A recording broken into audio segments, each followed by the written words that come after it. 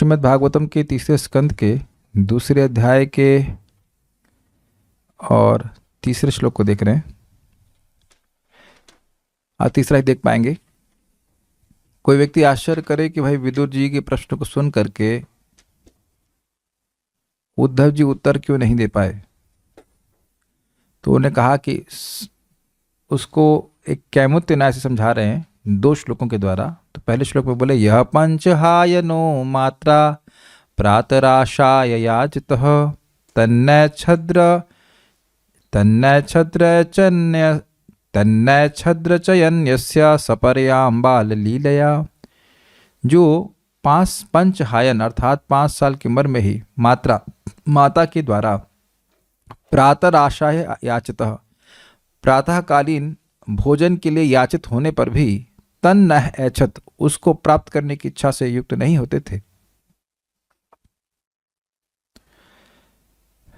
रचयन यस्य जिन भगवान की मूर्ति को वह स्वयं रचना कर देते थे और सपर्याम और सेवा करते थे बाल लीला में, बचपन के खेल में वह भगवान की सेवा करते थे। वह खेल भी वह छोड़ना नहीं चाहते थे क्योंकि भगवान के सेवा में उनका उतना सुख मिल रहा था। यह उनके नित्य सिद्ध पार्षद होने के गुण है। और उसके बाद वो कह रहे हैं, मेरे पीछे बोलिए, कि ऐसे उद्धव जी जो बचपन से ही भगवान के प्रति सहज रूप से आकृष्ट थे, वह सेवा करते करते वृद्धावस्था को प्राप्त हो गए। मतलब पूरा जीवन ही इस प्रकार से बीत गया। तो अब जितनी बार सेवा की, पहले से ही प्रेम था, स्लाइड ऑन कर दीजिए सब भक्त लोग दिखें हमको। पहले से ही भगवान के प्रति प्रेम था और अब भगवान की सेवा करते करते पूरा जीवन बीत गया, तो कितना अधिक प्रेम भगवान के प्रति होगा। तो ऐसे व्यक्ति जो को भगवान के बारे में जब पूछा गया तो वह अपने स्वामी का ही स्मरण करते रहे, वह बोल नहीं पाए। मेरे पीछे बोलिए। स कथम सेवया तस्य कालेन जरसंगतः स कथं सेवया तस्य कालेन जरसंगतः पृष्टो वार्तां प्रति ब्रूयात् भर्तुः पादावनुस्मरन् पृष्टो वार्तां प्रति ब्रूयात् भर्तुः पादावनुस्मरन् स कथं सेवया तस्य कालेन जरसंगतः स कथं सेवया तस्य कालेन जरसंगतः पृष्टो वार्तां प्रति ब्रूयात् भर्तुः पादावनुस्मरन् पृष्टो वार्तां प्रति ब्रूयात् भर्तुः पादावनुस्मरन् स कथं सेवया तस्य कालेन जरसंगतः स कथं सेवया तस्य कालेन जरसंगतः पृष्टो वार्तां प्रति ब्रूयात् भर्तुः पादावनुस्मरन् पृष्टो वार्तां प्रति ब्रूयात् भर्तुः पादावनुस्मरन् स कथं सेवया तस्य कालेन जरसंगतः स कथं सेवया तस्य कालेन जरसंगतः पृष्टो वार्तां प्रति ब्रूयात् भर्तुः पादावनुस्मरन् पृष्टो वार्तां प्रति ब्रूयात् भर्तुः पादावनुस्मरन् स कथं सेवया तस्य कालेन जरसंगतः स कथं सेवया तस्य कालेन जरसंगतः पृष्टो वार्तां प्रति ब्रूयात् भर्तुः पादावनुस्मरन् पृष्टो वार्तां प्रति ब्रूयात् भर्तुः पादावनुस्मरन् बोलिए। स कथं सेवया तस्य कालेन जरसंगतः स कथं सेवया तस्य कालेन जरसंगतः पृष्टो वार्तां प्रति ब्रूयात् भर्तुः पादावनुस्मरन् पृष्टो वार्तां प्रति ब्रूयात् भर्तुः पादावनुस्मरन्। कालेन अनुवाद। इस तरह उद्धव अपने बचपन से ही लगातार कृष्ण की सेवा करते रहे और उनकी वृद्धावस्था में सेवा की वह प्रवृत्ति कभी शिथिल नहीं हुई। जैसे ही उनसे भगवान के संदेश के विषय में पूछा गया, उन्हें तुरंत ही उनके विषय में सब कुछ स्मरण हो गया। देखिए, वृद्धावस्था का मतलब यह नहीं है कि वह अब मतलब बुढ़े हो गए, दांत टूट गए, ऐसा नहीं है। उनका जीवन ही इस प्रकार से समाप्त हो गया। भाई भगवान के वह सारूप्य को प्राप्त किए थे तो भगवान तो वृद्ध हो नहीं रहे। तो अगर कहें कि भगवान के सारूप्य को प्राप्त हुए हैं तो भगवान तो बुढ़े हुए ही नहीं, तो फिर उनका पार्षद कैसे बुढ़ा हो जाएगा। तो बुढ़े का अर्थ बस खाली यही है कि उनका काल मतलब उतना समय बीत गया। जो 125 साल भगवान रहे तो उनके समवयस्क ही थे, ऐसे उनके 125 साल इस जगत में बीत गए। बार बार याद रखना चाहिए कि जब व्यक्ति भगवान का प्रेमी है तो भगवान की सेवा कर रहा है तो उसका प्रेम कभी कम नहीं होता है। प्रेम बढ़ता जाता है, बढ़ता जाता है, तो बढ़ता जाता है। तो बचपन में ही जब ऐसा प्रेम था कि भोजन की स्मृति नहीं थी, भोजन प्राप्त नहीं करना चाहते थे, स्मृति तो थी नहीं, स्मृति कराने पर भी उसकी इच्छा नहीं करना चाहते थे, तो अब वो जीवन भर जब भजन करेंगे तो कितना प्रेम भगवान के प्रति बड़ा रहेगा। ये बात यहाँ पे समझनी चाहिए। कालेना, कालक्रम में, काल बीतने पर, तस्य सेवया, श्री कृष्ण की ही समुचित सेवा करते हुए, मतलब उनके मंत्री के रूप में, उनके मित्र के रूप में, और गोपियों को कृष्ण का संदेश देना। अब ये तो बहुत बड़ी सेवा होगी ना, बहुत बड़ी नहीं, सबसे बड़ी सेवा कह लीजिए। मतलब ये तो बहुत ही गुह्य सेवा हुई। जो कृष्ण के हृदय की भावनाएं हैं, प्रेम है गोपियों के प्रति, वह सब व्यक्त करने के लिए अगर किसी व्यक्ति को चुने तो वह उद्धव जी को ही चुने। तो ये भी बहुत बड़ी बात हो गई ना। जहां भी भगवान श्री कृष्ण जाते, उद्धव जी को जरूर साथ में लेके जाते, उनके वो मंत्री रहते, और आगे भी आप सुनेंगे बहुत सारी बातों पे वह उद्धव जी से मंत्रणा करते। तो ऐसा अंतरंग सेवा करते हुए जरसम गतः, वृद्धावस्था को प्राप्त हुए। जगत में बहुत से लोग वृद्ध होते हैं, लेकिन ऐसा नहीं है कि भगवान की भक्ति में बढ़ते जा रहे हैं। समय के साथ हो ना हम भक्ति में बढ़ जाते हैं, भक्ति करने से भक्ति में होती है। ऐसा नहीं कि समय बीतने से भक्ति बढ़ जाती है। समय तो बीत ही गया, बहुत सारे साल नहीं, बहुत सारे जन्म, अनंत जन्म बीत ही चुके हैं, कहाँ भक्ति बढ़ी उससे। तो यहाँ कह रहे हैं कि वृद्धावस्था को प्राप्त हुए भगवान की सेवा करते हुए, अर्थात निरंतर सेवा करते हुए, अर्थात जैसा बचपन में अभिनिविष्ट होकर सेवा करते थे, ऐसे एब्जॉर्ब होकर के पूरा जीवन बीत गया। तो कितना प्रेम उनका बढ़ा रहा होगा भगवान के प्रति। आप मेरी बातें समझ ही रहे हैं। जो अच्छे से जप कर रहा है और एब्जॉर्ब होकर के पूरा जप कर रहा है, पूरा जीवन अपना इस प्रकार का जप करते हुए बिता देगा, तो उसकी कितनी भक्ति बड़ी होगी जरा बताइए। ये तो साधक की बात है, और जो सिद्ध है, नित्य सिद्ध पार्षद हो, वह कैसे अभिनिविष्ट होकर के सेवा करते हैं, उसका तो कहना ही हम लोग समझ ही नहीं सकते उस बात का मतलब क्या है। तो ऐसे सेवा करते हुए वृद्धावस्था को प्राप्त हुए सह, यानी उद्धव, वार्ताम, श्री कृष्ण का संदेश, कृष्ण की कथा के बारे में पूछे, यानी पृष्ठ मतलब पूछे जाने पर, भर्तु मतलब भर्ता मतलब स्वामी मतलब पालक, उन श्री कृष्ण के पादव, चरण कमलों को, पादव द्विवचन में, दो चरण हैं भगवान के, उन चरणों का स्मरण करते हुए कथम प्रति ब्रूयात, कैसे प्रति उत्तर देने में समर्थ होते, मतलब नहीं होते, वह नहीं बोल पाए। आप थोड़ा सा कैमुत्य पकड़ने का प्रयास कीजिए कि जो बचपन में ही भोजन को भूल गए थे भगवान की सेवा में, तो वह भगवान की वार्ता के विषय में पूछे जाने पर, जिसमें पहले से ही वह विरह की अवस्था में है, और अब भगवान की वार्ता पूछने के कारण उनका विरह और बढ़ गया है, तो भगवान का स्मरण उनके सारी इंद्रियों को, सारे चित्त को पकड़ लिया, कैप्चर कर लिया है। तो वो कैसे बोल पाते? वो भगवान के स्मरण से बाहर निकलते तब ना बोल पाते। अनुस्मरण शब्द है, अनु का मतलब होता है निरंतर, कांस्टेंट। भगवान के स्मरण में जैसे ही उनको पूछा गया कि भगवान कृष्ण के बारे में बोलिए, कीर्ति करिए उनकी, तीर्थ कीर्ति भगवान कृष्ण के बारे में बोलिए, तो इतना तीव्र उनको स्मरण होने लगा, उनको भगवान का स्मरण होने लगा इस प्रकार से, तो वो कैसे बोल पाते? अभी अद्भुत बात है, हम बोल तभी पाते जब कुछ स्मरण हो। मुझे कुछ स्मरण हो रहा है तब ना बोल पा रहा हूं, लेकिन यहां स्मरण इतना ज्यादा है कि बोल ही नहीं पा रहे। आप लोगों से कोई प्रश्न किया जाए तो कुछ स्मरण ही नहीं हो तो नहीं बोल पाएंगे, है ना। याद एग्जाम का दिन जब प्रश्न का उत्तर याद ही नहीं रहता, जब याद ही नहीं रहेगा तो व्यक्ति बोलेगा ही नहीं, इज इट नॉट। लेकिन उनकी स्मृति इतनी अधिक हो गई भगवान के प्रति, इतने एब्जॉर्ब हो गए उसमें उस आनंद में इतने अप्लावित हो गए, इतना डूब गए कि वह बोलने में समर्थ नहीं हो पाए। ये अगले श्लोक में भी और क्लियर हो जाएगा। तो कह रहे हैं श्लोक समझने का प्रयास की, स कथम प्रति ब्रूयात, वह कैसे बोल पाते, क्यों कैसे बोल पाते? कह रहे हैं जिनका तस्य सेवया, भगवान श्री कृष्ण की सेवा में ही कालेना जरसम गतः, उनका काल क्रम से उनको बुढ़ापा आ गया। क्या मतलब है इसका? सेवा में ही बुढ़े हो गए, भोग में तो कहीं गए ही नहीं। कितनी बड़ी उपलब्धि है, कभी जीवन में भोग की तरफ दृष्टि गई ही नहीं। कितनी अद्भुत बात है उद्धव जी की। कुछ भी नहीं सोचा भगवान कृष्ण के अलावा कुछ सेवा करनी है, कोई सेव्य है, ये सोचा ही नहीं। ऐसे करते करते वृद्धावस्था को प्राप्त कर गए। वृद्धावस्था का मतलब समझ लेना होगा, शरीर से नहीं, केवल काल की बात कर रहे हैं।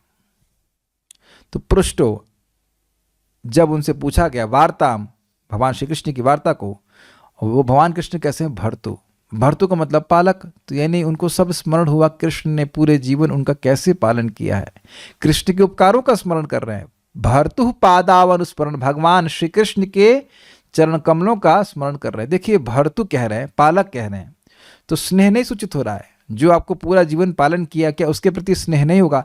एक भक्त हमको बोले कि हम अपनी दादी का बहुत स्मरण करते हैं, क्योंकि मेरी माँ, तो मतलब उनकी माँ स्कूल पढ़ाने चले जाती थी तो दादी ही उनका पालन पोषण करती थी। तो दादी जब शरीर छोड़ेंगी तो क्या दादी का स्मरण इस प्रकार से नहीं हो कि हमारा बचपन में वो पालन करती थी? भीष्म पितामह को जब शरीर छूटा तो क्या युधिष्ठिर महाराज और अर्जुन के स्मरण नहीं करते होंगे कि हमारे पिताजी के नहीं रहने के बाद भी ये हमें पितावत हमारे पालन करते थे? जो व्यक्ति का पालन करता है, कोई कृतज्ञ व्यक्ति है, उसको वो कैसे भूल सकता है? तो यहाँ भगवान श्री कृष्ण को अपने पालक के रूप में स्मरण करना है। भर्तु पादावनुस्मरण, कृष्ण पालक ही नहीं है, वो बहुत प्रेमी पालक हैं, वो प्रेम से पालन करते हैं, अफेक्शन। और इस जगत में जब व्यक्ति शरीर छोड़ता है तो उसका धन नहीं, उसका अफेक्शन याद आता है लोगों को, है ना? ये कह रहे हैं कि भगवान तो खैर शरीर छोड़ने की बात नहीं, भगवान तो अपने धाम में चले गए, लेकिन भर्तु पादानुस्मरण मतलब बारंबार भगवान श्री कृष्ण जो उनसे आत्मीय व्यवहार किए, जैसे गोपियों के पास भेजे, तो कितने बड़ी बात है ना कि भगवान कृष्ण और उद्धव जी पे कितना विश्वास करते हैं।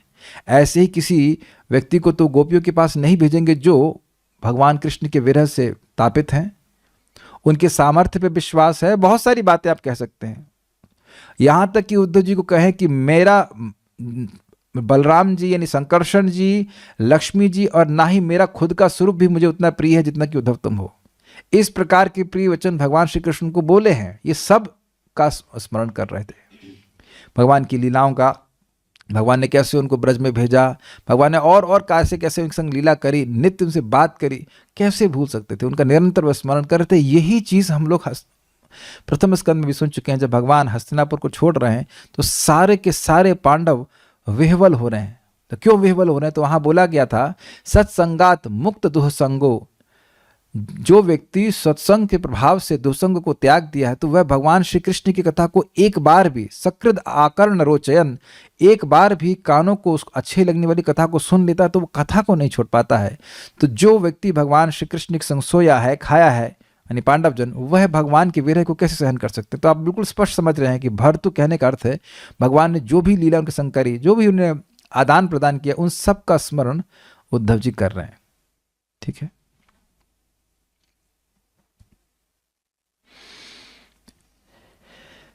श्रीधरी, भगवान श्री कृष्ण की ही सेवा करते हुए उनकी वृद्धावस्था आ गई थी। ये लाइन समझ में आ गई ना सबको?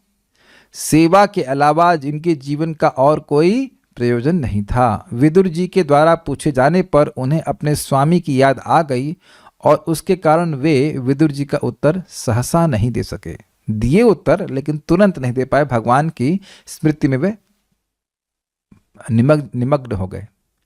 सारार्थ दर्शनी, भले ही काले अर्थात अनेकों वर्ष व्यतीत हो गए, किंतु भगवत सेवा के प्रभाव द्वारा वह वृद्धत्व को प्राप्त नहीं हुए। इसका अन्य अर्थ यह है कि समुचित समय पर संपादित सेवा के प्रभाव द्वारा उनकी आयु नहीं बढ़ी। काले शब्द की व्याख्या समय सहित लेना असंगत होगी, क्योंकि फिर इसका अर्थ यह होगा कि उद्धव काल से प्रभावित थे, तथा इस प्रकार यह भागवत के इस कथन का विरोध करेगा कि तत्र प्रवयसोप्यासन युवानोति बलौजसः पिबंतो क्षैर मुकुंदस्य मुखाम्बुज सुधाम्बुः। यहाँ तक कि उस नगरी के अत्यंत वृद्ध जन भी शक्ति तथा ओज से पूर्ण युवा लगने लगे, क्योंकि वे अपने आंखों से निरंतर भगवान मुकुंद के कमल मुख का अमृत पान करते थे। श्रीमद् भागवत 10.45.19। तो बात यह है कि जब यहाँ पर क्या कह रहे हैं, समझने का प्रयास कीजिए। भले ही 125 साल बीत गए, मतलब बहुत साल बीत गए हैं, भगवान की उम्र के उद्धव जी हैं, मतलब उसी उम्र के होंगे, मैं ऐसे अंजुम कर सकता हूं, उनकी उम्र जैसे लगते थे। तो अब 120-125 साल बीत चुके हैं और भगवान की सेवा के द्वारा, तस्य सेवया, उनकी सेवा के द्वारा वह वृद्धत्व को प्राप्त नहीं हुए। देखिए, इस जगत में जब व्यक्ति वृद्ध हो जाता है तो वह जवानी वाले कार्यों को नहीं कर सकता है। जिस उत्साह से वह जवानी के कार्यों को कर लेता था, वह कार्य अब वह वृद्धावस्था में नहीं कर पाता है। लेकिन जब कोई व्यक्ति जवानी का कार्य करने में समर्थ हो वृद्धावस्था में, तो यही कहेगा ना, अभी तो मैं जवान हूं ये कहेगा। और लोग भी कहेंगे भाई इनको तो बुढ़ापा लग रहा है, प्रभावित ही नहीं कर रहा है। मतलब युवावस्था के कार्यों को वह वृद्धावस्था में भी करने में समर्थ रहता है। तो अब सिंपल सी बात है, जो भगवान का स्मरण है, श्रवण कीर्तन और भगवान के आदि अन्य सेवाएं, जैसे वह युवावस्था में करते थे वैसे ही वृद्धावस्था में भी कर रहे हैं। सेवा करते करते वृद्धावस्था आ गई का मतलब है काल बीत गया, लेकिन सेवा नहीं छूटी, सेवा का स्वरूप वही रहा।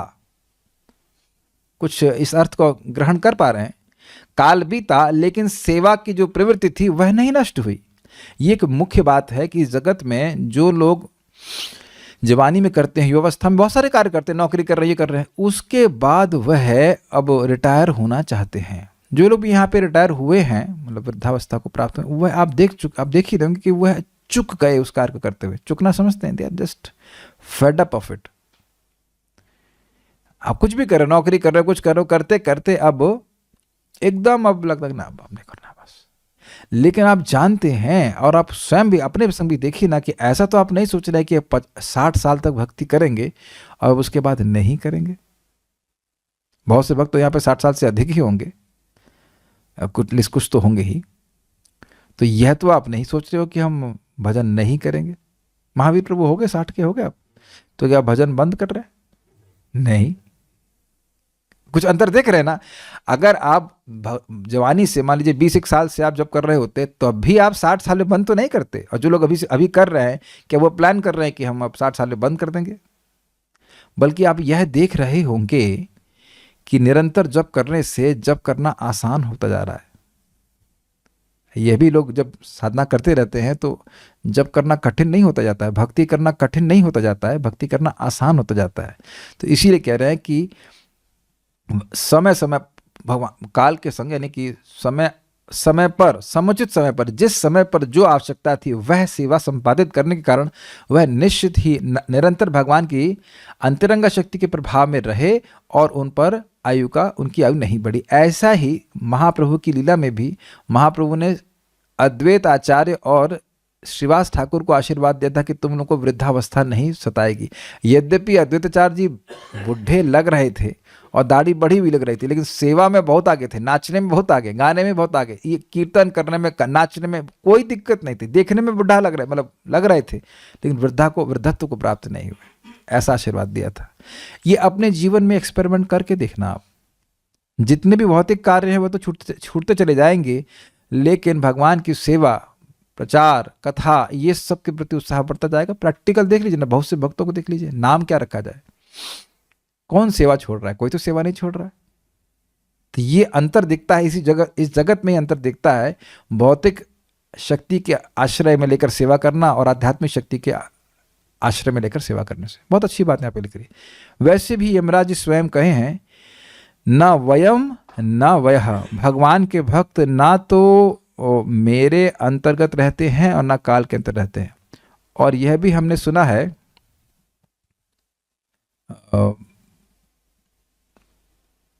आयुर्हरति वै पुंसाम उद्यन अस्तन चयन नसौ तस्सिरते यत् क्षणो नीतम उत्तम श्लोक वार्तया।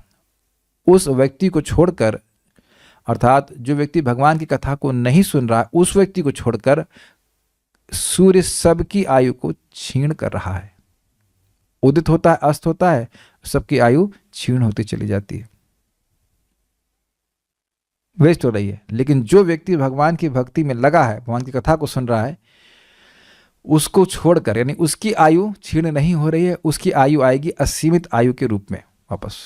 ये आप लोग सुन चुके हैं, उसकी व्याख्या मैं फिर नहीं कर पा रहा, आगे बढ़ते हैं। हाँ, एक और बात यहाँ बोली गई, अगर इस प्रकार से अर्थ ना लिया जाए तो एक विरुद्ध असंगत बात आ जाएगी। क्यों?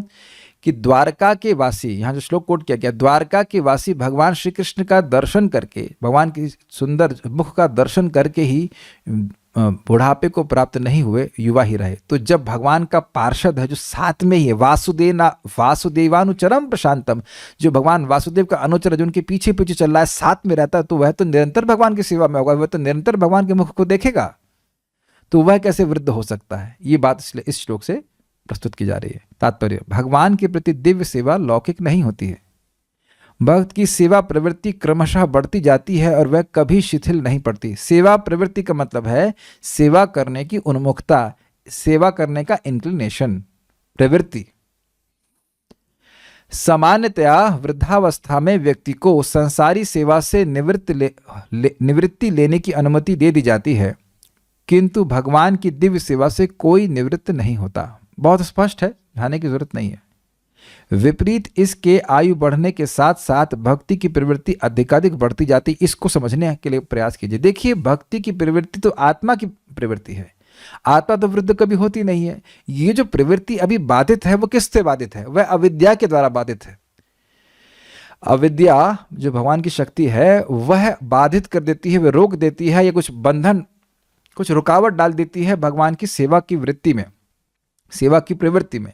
लेकिन जैसे जैसे भजन करते जा रहे हैं, नाम उच्चारण कर रहे हैं, भगवान की बात को सुन रहे हैं, भगवान का प्रसाद ग्रहण कर रहे हैं, तो ये अविद्या की निवृत्ति हो रही। तो अविद्या की निवृत्ति होगी तो आत्मा की जो सहज प्रवृत्ति है वह तो बाहर आएगी ही। अब शरीर का कुछ भी होता है उससे क्या फर्क पड़ता है? अरे कुछ भी ना हो, भगवान का स्मरण तो हम कर ही सकते हैं। मान लो शरीर भी शिथिल हो जाए तो क्या भगवान का स्मरण भी नहीं कर पाएंगे? तो हो सकता हो कि शरीर से व्यक्ति सेवा ना कर पाए, लेकिन सेवा की प्रवृत्ति बनी रहती है। ये थोड़ा समझना होगा कि जब हम लोग हरे कृष्ण मंत्र जप कर रहे हैं तो हम सेवा नहीं, सेवा की प्रवृत्ति मांग रहे हैं। सेवा तो है, सेवा तो भगवान की है। सेवा की प्रवृत्ति मिल जाए, अर्थात भगवान के प्रति अफेक्शन, प्रेम हो, तो सेवा में क्या कठिनाई है? श्रवण कीर्तन स्मरण वंदन पूजन वंदन सब कुछ है, सेवा नहीं रोक रहा है। कोई व्यक्ति को सेवा नहीं करने से रोका नहीं जा सकता है। जो सेवा की प्रवृत्ति है भगवान के प्रति, वह हम मांग रहे हैं। या ऐसे कह लीजिए कि हम ये मांग रहे हैं कि जो हमारी सेवा की प्रवृत्ति है सहज, वह प्रकट हो जाए। ये बहुत कोई बातें हैं कि सबको समझ में आ रही हैं। कई बार आपने सुना होगा कि भाई हम, हे भगवान हमें अपनी सेवा में नियोजित कीजिए, लेकिन अगर भगवान से प्रेम नहीं होगा तो सेवा करने में अच्छा नहीं लगेगा। तो वस्तुतः हम भगवान से उनका प्रेम मांग रहे हैं, उनकी सेवा की प्रवृत्ति, the inclination to serve. We want the inclination to serve. जैसे कथा तो चल ही रही है, भागवत तो है ही, तो भागवत सुनने में रुचि होगी तब तो भागवत पढ़ने में कोई दिक्कत है नहीं। तो रुचि मांगी जा रही है ना, उसके बाद तो है ही, भागवत है, भक्तों का संगत है, सब कुछ है। I think it is very clear. तो उनकी सेवा की प्रवृत्ति और बढ़ती जा रही थी, और बढ़ती जा रही थी। तो अब आप कहेंगे कि क्या उनके पहले अविद्या ने ग्रसित किया था? नहीं, बचपन से ही वे भगवान के प्रेमी थे। तो पिछले श्लोक में क्लियर हुआ। तो अविद्या तो पहले से ही नहीं थी, लेकिन ध्यान दें, प्रेम की कोई अपर लिमिट नहीं है। जितना सेवा करेंगे उतना और प्रेम बढ़ जाएगा। जो जितना और प्रेम बढ़ेगा, कृष्ण की सेवा और सुख में लगेगी, तब और सेवा करने की इच्छा होगी, फिर और सेवा करेंगे तो फिर और प्रेम बढ़ेगा। ये अनंत रिएक्शन है, ये चलता ही रहेगा। इसीलिए कह रहे हैं कि इस भक्ति की प्रवृत्ति अधिकाधिक बढ़ती जाती है। चूंकि दिव्य सेवा में तृप्ति नहीं होती, अतः इससे कोई निवृत्ति नहीं होती है। ये बड़ी सुंदर बात है।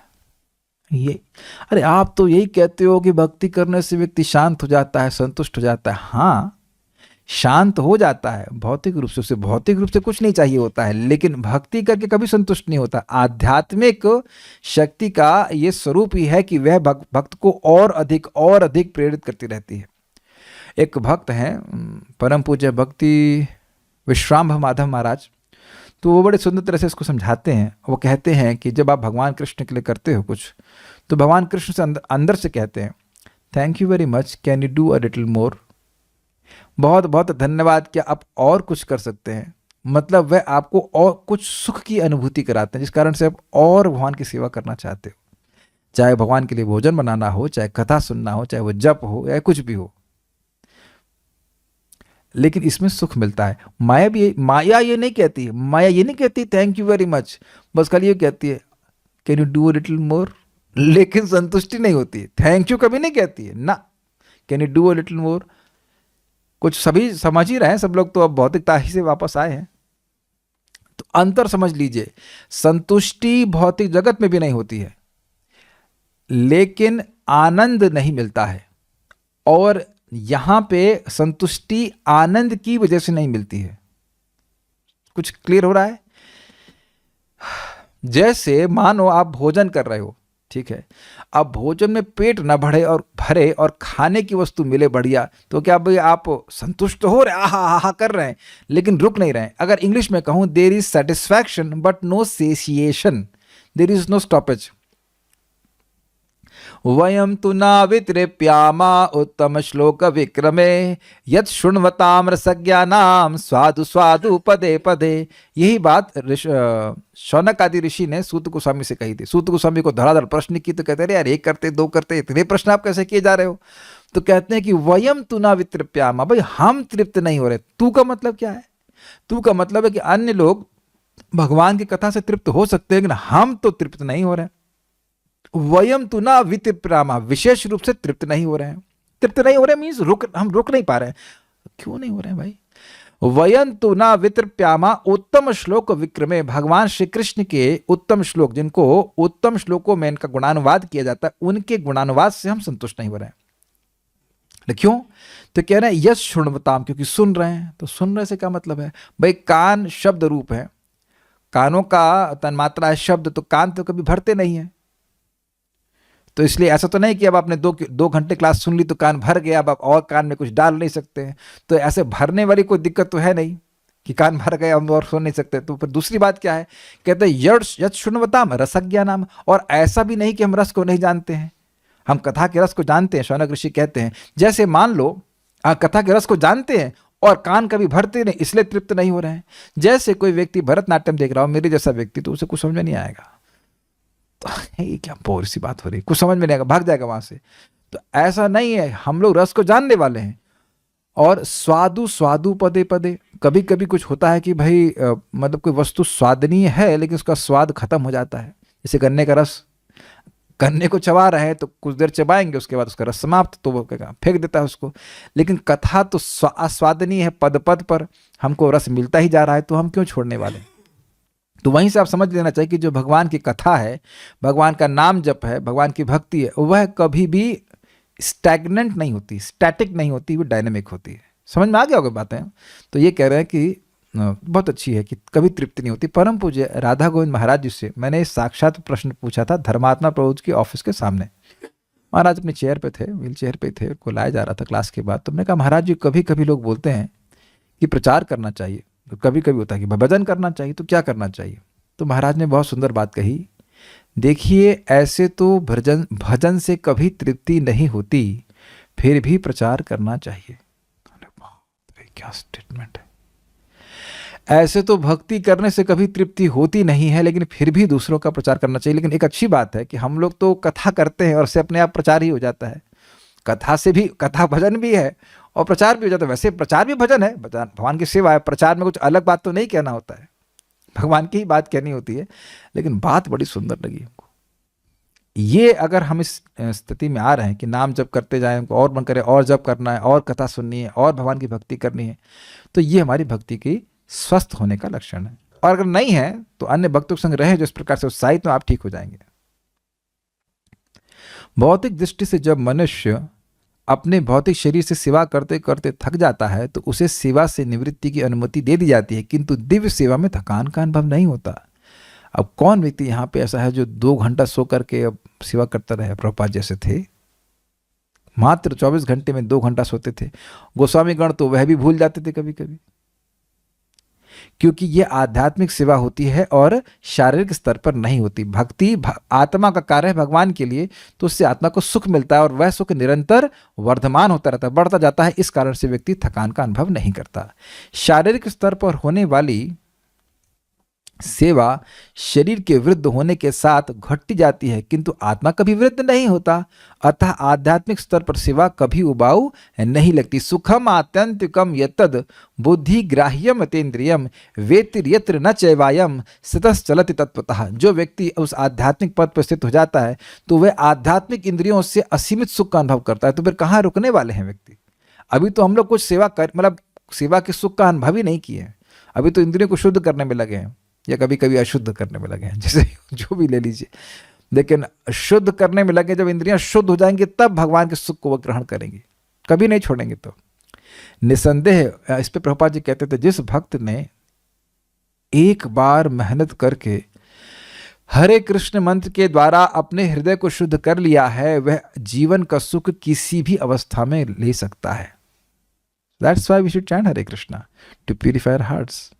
और उसी से सबसे बड़ा फुलफिलमेंट, सबसे बड़ा संतुष्टि प्राप्त होगी। निसंदेह उद्धव वृद्ध हो चुके थे, किंतु इसका अर्थ यह नहीं है कि उनकी आत्मा वृद्ध हो गई थी। दिव्य स्तर पर उनकी सेवा प्रवृत्ति परिपक्व हो चुकी थी। अतएव जब विदुर ने कृष्ण के विषय में प्रश्न किया तो उन्होंने तुरंत भगवान को सारे संदर्भों सहित स्मरण किया, विद ऑल द रेफरेंसेस। भगवान श्री कृष्ण को वो सारी लीलाएं, सारा कुछ उनसे जो आदान प्रदान हुआ था वो सब याद किया, और वे शारीरिक स्तर पर स्वयं को भूल गए।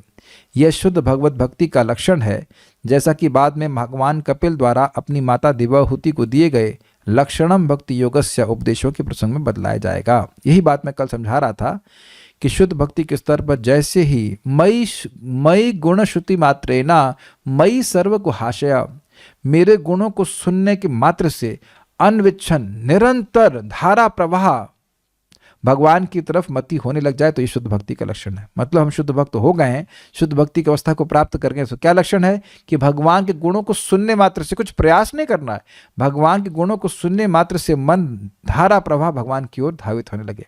जैसा कि यहाँ पे हुआ, तीर्थ कीर्ति भगवान श्री कृष्ण की कीर्तन को आप कहिए, उनकी वार्ता को कहिए, बस ये सुनना था कि भगवान की तरफ उनकी मति धावित होने लगी। तो ये दिखा रहा है कि वो भगवान के शुद्ध भक्त हैं। तो ये सब बातें हैं। अब भगवान के चरण कमलों का स्मरण करने से उनके क्या प्रभाव हुआ वह हम कल सुनेंगे चौथे श्लोक में। तो यहाँ रुकते हैं। श्रीमद् भागवतम की जय, श्रील प्रभुपाद की जय, निताई गौर प्रेमानंदे। कैमुत्य न्याय क्या होता है? देखिए, कैमुत्य को तोड़ेंगे होता है किम उता। किम मतलब क्या और उता मतलब कहना।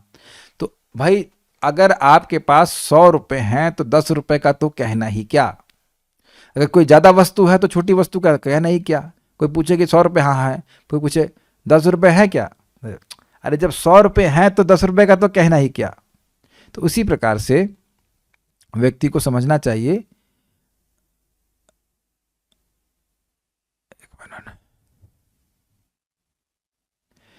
व्यक्ति को समझना चाहिए कि अगर गंगा जी में ऊंट डूब जाए तो आदमी के डूबने का तो कहना ही क्या। क्लियर, समझ में आ गया। तो अब जो बचपन से ही भगवान का इतना प्रेमी है, उसने पूरा जीवन भगवान की सेवा करी, तो इसमें कहना ही क्या कि भगवान का वह उत्तर देने में अक्षम हो पाए। नहीं, कुछ में कहने की बात ही नहीं। उनका भगवान में अभिनिविष्ट थे, भगवान का स्मरण उनको खींच ले रहा था ऐसे करके। तो ये बात है, इसे कैमुत्य नहीं कैमुत्य न्याय कहा जाता है। ठीक है।